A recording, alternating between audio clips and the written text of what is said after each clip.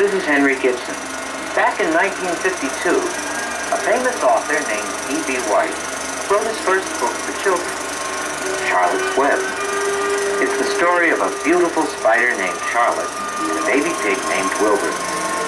And it begins on a farm in New England where a little girl named Fern lives with her mother, father, brother, lots and lots of animals.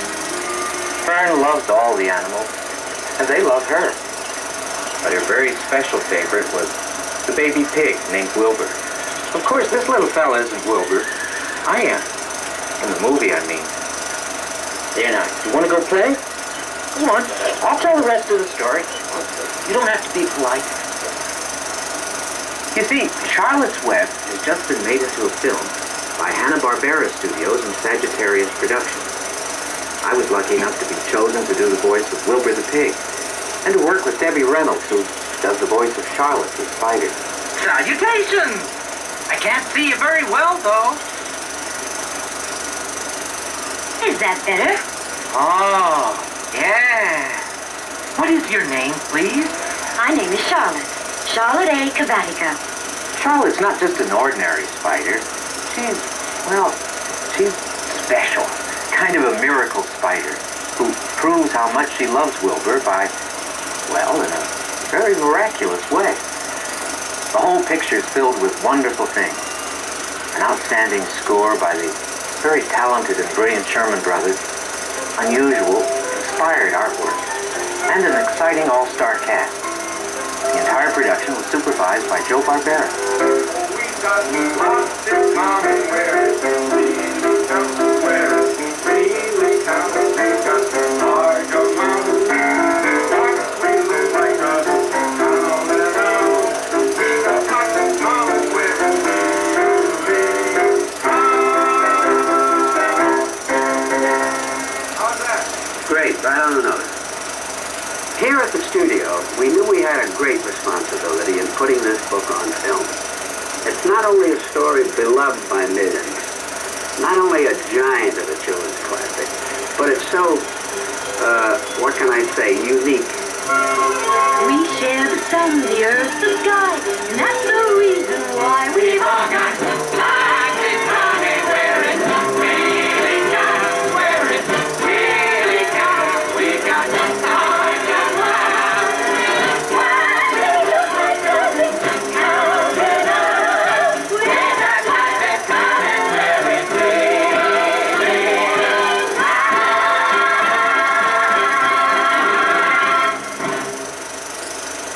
The story takes place during the 1930s. Our researchers and artists worked months and months to make absolutely sure every detail would be authentic.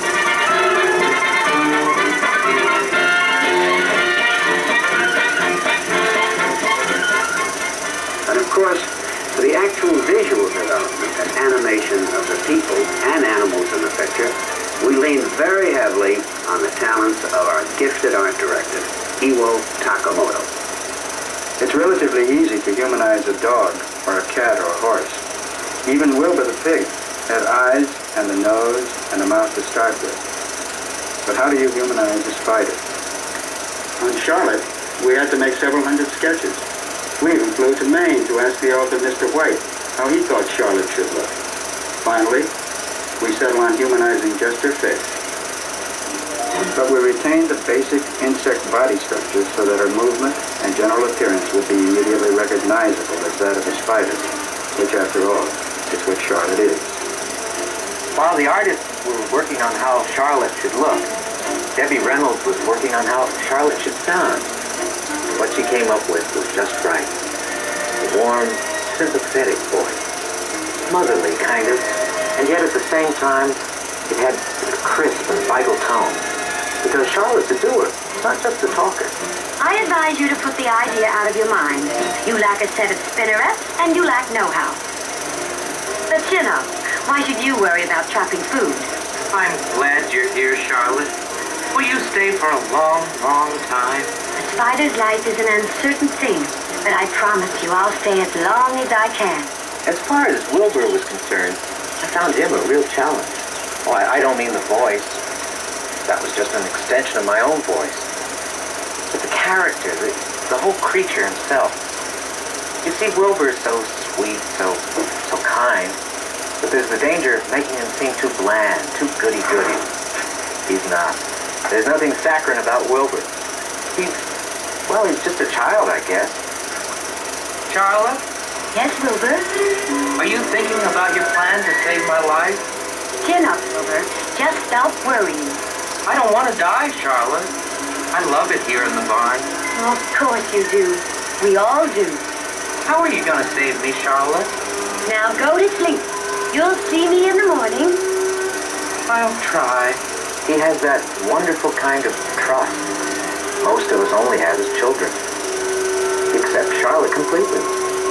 Does whatever she tells him to. That's total trust and love. We were very fortunate in our casting. When Henry says an all-star cast, he means it. We worked extremely hard and ended up with some of the finest performers in Hollywood. Agnes Moorehead as the Goose, Pam Ferdin as Fern Arable, Dave Madden as the Old Sheep, and the distinguished Broadway star Martha Scott as Mrs. Arable. The most difficult voice to cast was that of Templeton the Rat. I handle stuff like this all the time. At last we realized he should be Paul Lynde. I knew it was a children's classic, but when I heard what it was about, my first reaction was probably the same as everybody else's. You know, about a spider and a pig and a rat. You know, I don't turn on to spiders. Very few people do. I just couldn't imagine it as a children's story. And then when I read the script, I just fell madly in love with it. I think it's a really beautiful story. And I'm glad I got to play the part of Templeton the Rat because I like playing villains. Although he's not really a villainous villain, he's kind of a nice villain. You there, Templeton? Got a little piece of string I could borrow? I need it to spin a web. What's in it for me? I'll save you part of my breakfast. You got yourself a deal. He's bored, and he's not really mean. He's just selfish. His main concern is, what's in it for me? This will be a night to remember.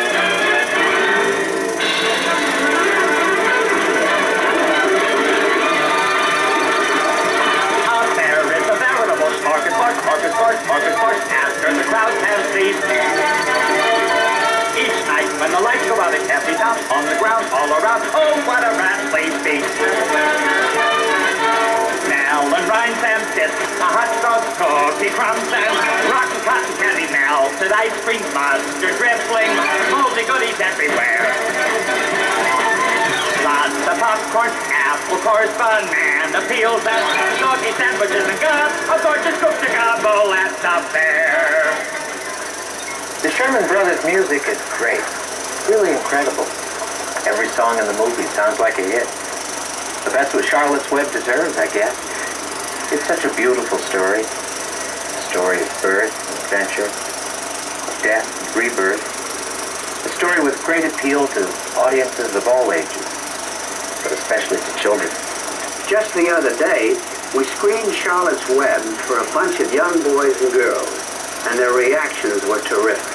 I liked the song when the rat went in the, at night in the fair.